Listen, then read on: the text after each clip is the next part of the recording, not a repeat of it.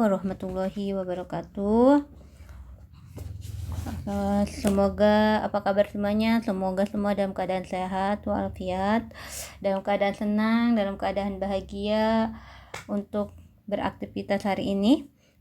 Kita bertemu lagi di pertemuan ketiga di MK Pendidikan Kependudukan. Sebelumnya kita sudah membahas tentang demografi dan ilmu kependudukan. Nah, hari ini kita akan membahas tentang sumber-sumber data kependudukan.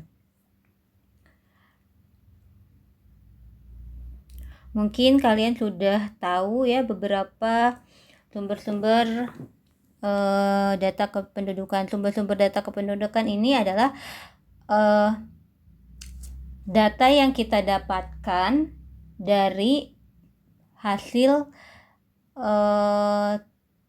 pendataan di masyarakat. Di sini ada 3 cara pengumpulan data. Yang pertama yaitu sensus, yang kedua yaitu survei,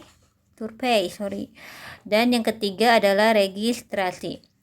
Sensus, survei mungkin sudah sering kalian dengar dan mungkin kalian juga sudah menjadi narasumbernya atau kalian sudah mengisi data untuk survei ataupun untuk sensus kependudukan. Baik, kita yang pertama akan membahas tentang sensus. Sensus penduduk menurut PBB di sini adalah keseluruhan proses pengumpulan, kompilasi, dan publikasi data yang berkenaan dengan demografi, ekonomi, dan sosial pada waktu-waktu tertentu, mencakup semua orang di suatu negara atau teritorial terbatas dengan definisi yang jelas. Jadi, sensus penduduk yaitu ya keseluruhan data kependudukan yang ada di suatu negara atau teritorial tertentu yang berkaitan dengan demografi yaitu kependudukan, ekonomi ataupun sosial pada waktu-waktu tertentu. Maksudnya ketika data sensus tersebut kita ambil gitu ya. Jadi tidak hanya pada jumlah penduduk gitu atau angka kematian, angka kelahiran, tetapi juga bisa berkaitan dengan ekonominya apa, ekonomi itu pekerjaannya apa, kayak gitu, dia bekerja atau tidak, terus sosialnya, ya dia sosialnya bekerjanya sebagai apa, status di masyarakatnya Pak RT, Pak RW atau apa, kayak gitu ya, itu adalah sensus penduduk.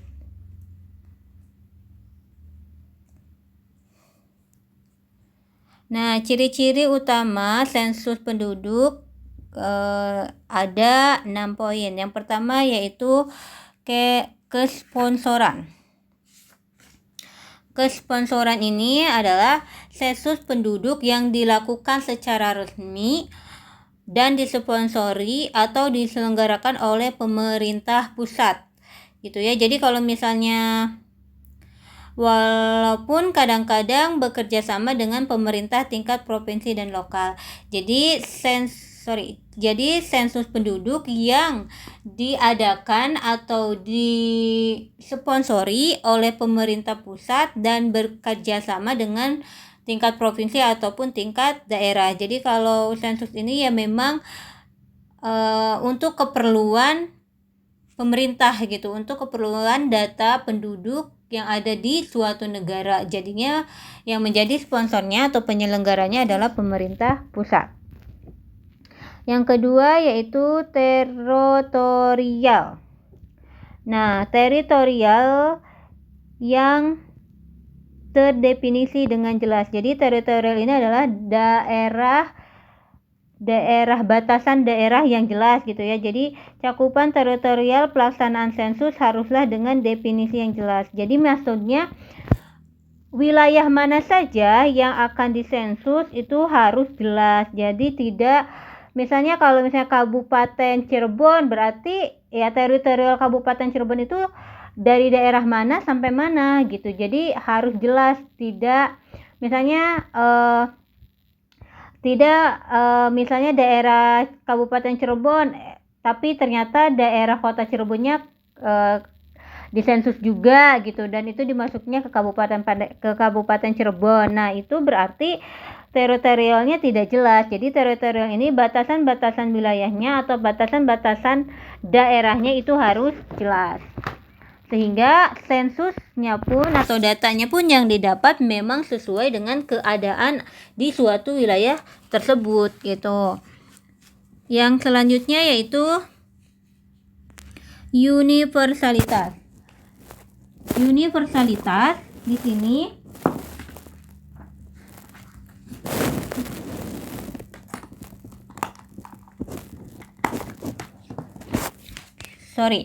Universalitas di sini adalah setiap anggota komunitas dalam cakupan sensus harus termasuk dalam cakupan pencacahan tanpa ada yang ketinggalan atau terjadi duplikasi. Jadi setiap anggota masyarakat atau anggota penduduk atau komunitas harus dalam cakupan atau harus orang yang memang disensus yang masuk dalam perhitungan atau pencatatan tanpa ada yang ketinggalan. Jadi universalitas ini yang memang yang kita catat, yang kita hitung itu adalah orang yang ada pada satu wilayah tersebut dan masuk kepada cakupan sensusnya gitu. Memang yang ada pada sensus yang harus kita lakukan kayak gitu. Yang selanjutnya yaitu simultanitas. Simultanitas ini jumlah penduduk yang dicacah atau yang dihitung harus menunjuk pada waktu tertentu dengan definisi yang jelas.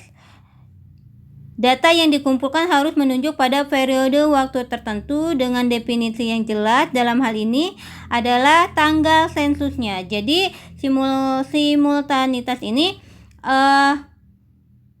penduduk yang kita catat, penduduk yang kita hitung itu harus dalam waktu tertentu. Waktunya itu kapan, tahun berapa, tanggal berapa gitu. Jadi waktunya itu sudah ada. Jadi harus jelas waktunya.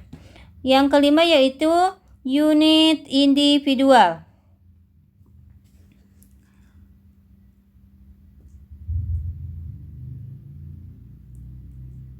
Unit individual ini adalah sensus merupakan pencatatan perorangan dari setiap penduduk di suatu wilayah.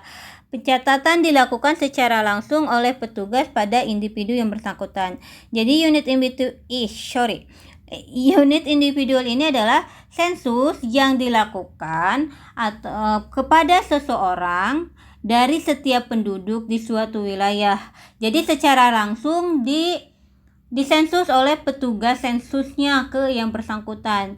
Jadi ditanyakan secara langsung kepada individu tersebut gitu, maksudnya itu unit individual. Selanjutnya yaitu kompilasi dan publikasi. Nah, kompilasi dan publikasi ini adalah data harus dilakukan menurut geografis wilayah dan semua variabel demografi dasar, hal mana merupakan bagian dari integral dari suatu sensus penduduk.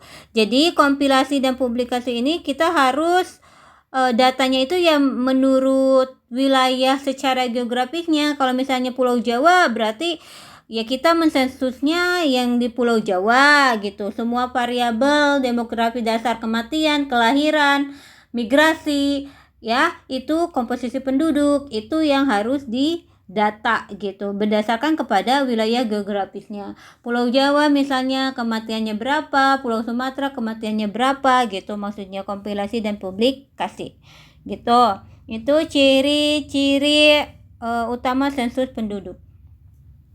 Oke. Selanjutnya ya, di sini ada 2 jenis sensus, yaitu yang pertama de jure.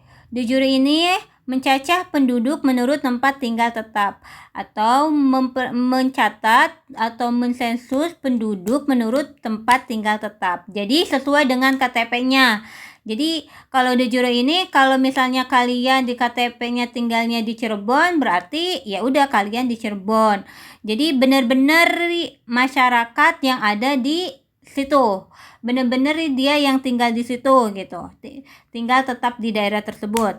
Nah, kalau de facto pencacahan dilakukan di mana seseorang ditemukan pada saat sensus. Misalnya ketika kalian bertamu, misalnya dari Cirebon bertamu ke Jakarta. Nah, itu kalian bisa saja di sensus ketika petugas sensusnya datang ke, misalnya kalian lagi main ke rumah saudara. Nah, tiba-tiba ada petugas sensus yang datang. Nah, kalian itu bisa disensus. Nah, itu namanya de facto. Jadi pencacahan atau pencatatan atau perhitungan yang dilakukan di mana seseorang ditemukan pada saat sensus terjadi. Gitu ya. Kalau misalnya de jure itu ya memang dia masyarakat di daerah tersebut atau penduduk tetap tersebut. Kalau de facto itu ya ketika ada sensus, ya pokoknya ketika terjadi sensus, mau dia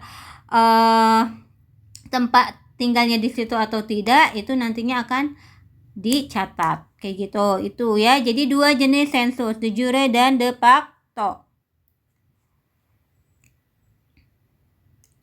Oke, bukan sejarah sih, lebih tepatnya bagaimana perkembangan sensus penduduk di Indonesia. Di sini ada beberapa tahapan. Yang pertama yaitu sensus penduduk itu sudah dilakukan pada masa kerajaan gitu ya. Jadi pada masa pemerintahan kerajaan itu sensus penduduk itu telah dilakukan. Misalnya kayak di kerajaan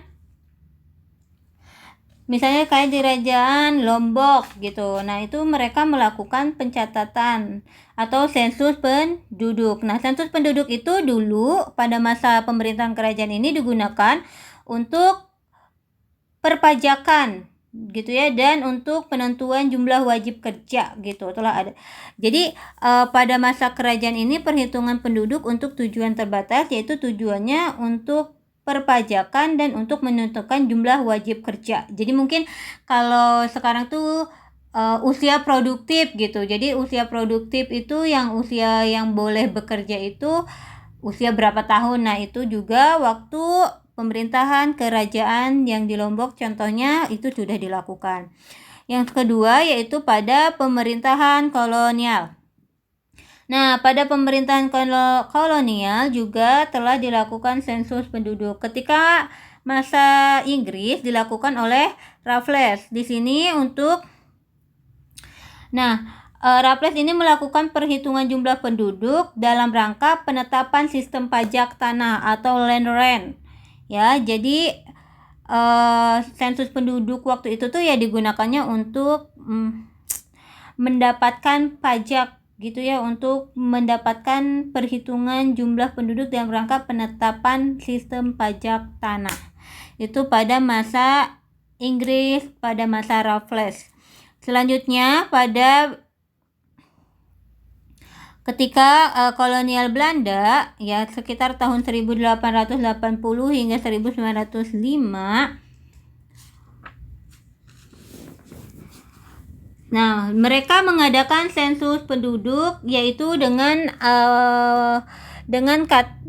istilahnya quinquennial population cases. Jadi populasi masyarakat penduduk yang dihitung selama 5 tahun sekali. Jadi sensusnya itu dilakukan selama 5 tahun sekali. Nah, untuk apa? Yaitu sumber data bagi pengarahan tenaga secara paksa. Jadi mendata penduduk itu digunakan untuk pengerahan tenaga untuk penanam tenaga secara paksa. Jadi kayak misalnya tanam paksa gitu. Jadi dilakukannya sensus itu untuk mencari mana yang usia produktif, dia bisa melakukan pekerjaan tanam paksa gitu ya, atau pelayanan yang lain. Nah,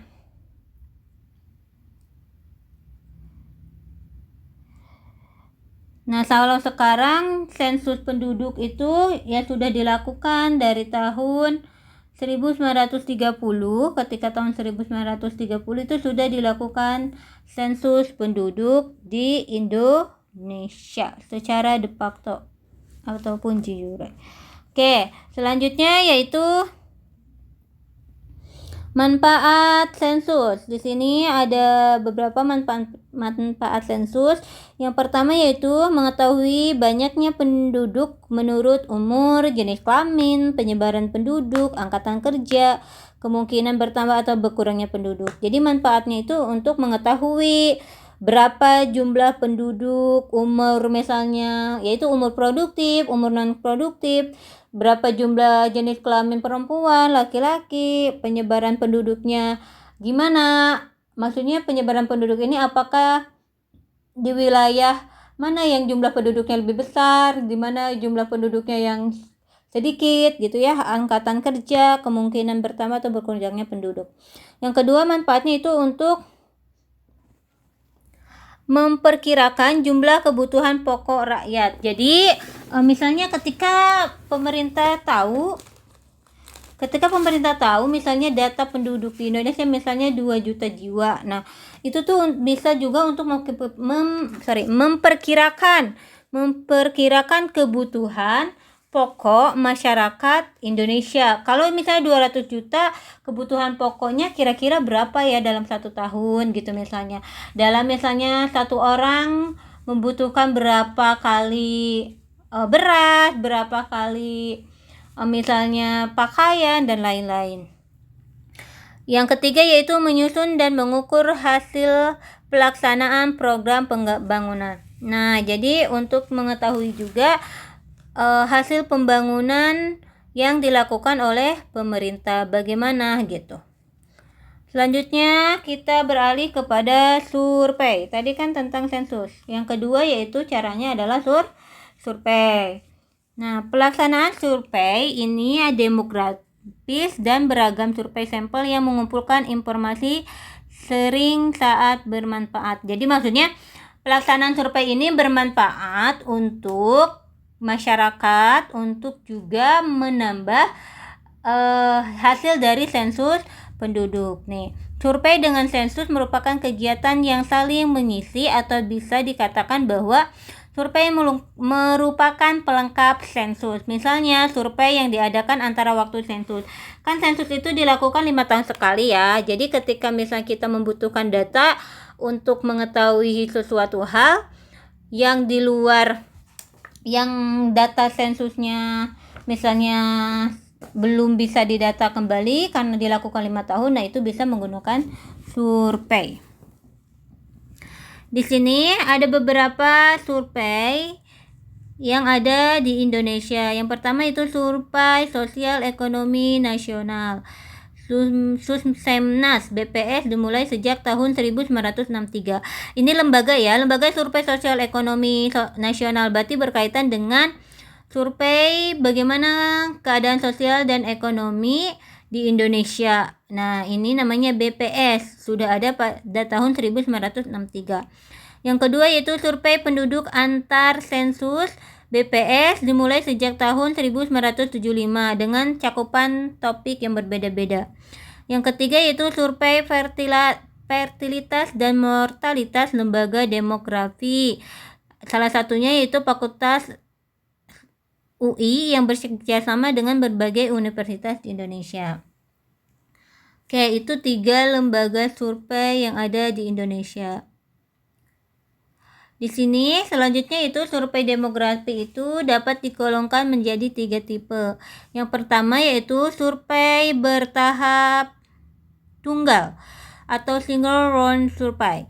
Nah, survei bertahap tunggal ini adalah data yang diperoleh dengan cara mengajukan pertanyaan mengenal berbagai kejadian demografi yang dialami oleh seseorang di masa lampau atau periode tertentu. Jadi survei bertahap tunggal ini fokus kepada seseorang, apa saja yang telah dia lakukan di masa lalu atau pada periode tertentu. Jadi misalnya dia menikah pada usia berapa, terus misalnya melahirkan usia berapa, terus punya anaknya berapa dan lain-lain. Tapi ini fokusnya kepada seseorang, 1 orang gitu, tunggal. Yang kedua yaitu survei bertahap ganda atau multi-round. Dilakukan kunjungan berulang kali ke rumah tangga untuk mengetahui berbagai kejadian demografi dalam interval waktu antar kunjungan. Data yang dikumpulkan menyangkut kelahiran, kematian, dan migrasi, dan lain-lain. Nah, kalau survei bertahap ganda ini dia berkunjungnya berkali-kali. Nah, ketika berkunjung berkali-kali itu yang dia cari adalah data yang dia kumpulkan itu ya tentang kelahiran, kematian, dan migrasi. Nah, dia melakukan berulang kali ke rumah tangga itu, tetapi yang dia data juga antara misalnya dia mengunjunginya di bulan September, nanti dia berkunjung lagi misalnya di bulan Oktober. Nah, dari bulan September ke bulan Oktober itu data yang dia carinya gitu. Misalnya dia mengambil survei di daerah Cirebon Kota. Nah, dia misalnya ngambil survei ketika bulan Agustus, misalnya dia ambil survei, dia cari kelahiran, kematian, dan migrasi sampai per bulan Agustus. Nanti misalnya dia datang lagi bulan Desember. Nah, maksud dari interval waktu antar kunjungan itu, nah interval waktu dari Agustus sampai Desember itu data yang dia cari gitu ya. Itu survei bertahap ganda. Yang ketiga yaitu survei bertipe kombinasi. Nah, survei bertipe kombinasi ini yaitu dua-duanya tadi, antara tahap tunggal dan juga ganda. Oke, itu survei. Ya, cara yang ketiga adalah registrasi. Registrasi merupakan keterangan mengenai terjadinya peristiwa-peristiwa lahir dan mati serta segala kejadian penting yang merubah status sipil seseorang sejak lahir sampai mati. Jadi registrasi ini kumpulan kayak biodata gitu ya, biodata seseorang. Pokoknya semua hal yang terjadi pada orang tersebut dari dia lahir sampai dia meninggal gitu. Jadi kejadian-kejadian penting apa saja yang telah terjadi pada diri dia, misalnya kuliah S1, terusnya sekolahnya di mana. Jadi sedetail itu kalau registrasi. Berbeda dengan survei ataupun berbeda dengan tadi itu sensus penduduk. Nah, di sini sistem registrasi ada dua, sistem registrasi penduduk dan sistem registrasi kejadian-kejadian vital. Kalau sistem registrasi penduduk yaitu suatu sistem registrasi yang dipelihara penguasa setempat, di mana biasanya dicatat setiap kelahiran, kematian, adopsi, perkawinan, perceraian, perubahan pekerjaan, perubahan nama, dan perubahan tempat tinggal. Jadi kalau sistem registrasi penduduk itu cakupannya lebih luas dibandingkan dengan sistem registrasi kejadian-kejadian vital. Nah, sistem registrasi penduduk ini biasanya diadakan oleh penguasa di daerah tersebut ya. Yang selanjutnya yaitu sistem registrasi kejadian-kejadian vital. Bertalian dengan registrasi maksudnya bertalian ini berkaitan dengan kelahiran, kematian, perkawinan, dan perceraian. Jadi 4 hal itu yang ditulis atau diregistrasi atau dicatat pada kejadian-kejadian vital. Nah, registrasi vital ini berlangsung terus-menerus mengikuti kejadian. Jadi bedanya survei, sensus sama registrasi ini, kalau sensus kan 5 tahun sekali. Survei pun tidak simultan gitu, terus-terusan, tidak kan. Ada waktunya, misalnya dia kalau survei ya dalam 1 tahun, ya udah 1 tahun itu yang dia survei, lebih dari 1 tahun tidak. Nah, sedangkan registrasi vital ini terus menerus gitu di data, jadi per hari ini terus gitu, tidak ada jangkanya. Nah, aktivitas utama dalam registrasi ditentukan oleh penduduk dalam artian bahwa yang melaporkan kejadian-kejadian adalah penduduk. Pelaporan dilakukan kepada badan-badan berwenang di Indonesia. Jadi kalau registrasi ini kitanya sebagai penduduk yang melaporkan kepada lembaga-lembaga tertentu, misalnya catatan sipil gitu ketika ada orang tua yang meninggal, ketika misalnya lahiran, ketika misalnya perubahan tempat tinggal. Nah, itu namanya registrasi. Oke, itu materi hari ini, silakan dipahami. Nanti setelah kalian pahami materi hari ini, Ibu ingatkan harus menulis argumen atau pernyataan di kolom atau ruang yang ada materi hari ini yang saya upload. Jadi satu orang satu argumen atau satu orang satu pernyataan tentang materi hari ini, tentang pemahaman kalian. Wajib, dan itu merupakan absen hari ini. Oke, setelah selesai semuanya berargumen atau memberikan pernyataan, baru kita buka diskusi. Nanti ada ruang kolom baru yang akan dipandu oleh koordinator kelasnya dalam MK Pendidikan Kependudukan. Nanti dia yang akan mempersilahkan kalian untuk bertanya atau untuk memberikan tanggapan. Setelah itu baru nanti dari saya. Oke, terima kasih. Silakan dipahami video materi hari ini. Terima kasih banyak, semoga bermanfaat.